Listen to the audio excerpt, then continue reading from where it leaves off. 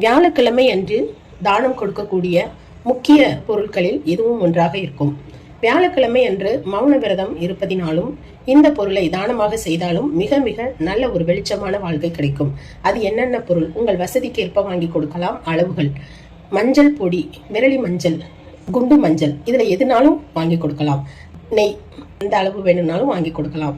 அதாவது கொண்டை கடலை அந்த தானியமும் அன்று வாங்கி கொடுக்கலாம். மஞ்சள் வஸ்திரம், அதாவது உடுத்துவதற்கு ஆண்களுக்கு மஞ்சள் வஸ்திரம் வாங்கி கொடுக்கலாம். காட்டன் வேஷ்டி இந்த மாதிரி சாமியார் போன்று இருப்பவர்களுக்கு வாங்கி கொடுப்பது, குருமார்கள் போன்று இருப்பவர்களுக்கு மேல் துண்டோடு வாங்கி கொடுக்க வேண்டும். அதாவது வேஷ்டி மட்டும் அல்லாமல் எப்பொழுதும் ஒற்றைப்படையாக வாங்கி கொடுக்க கூடாது.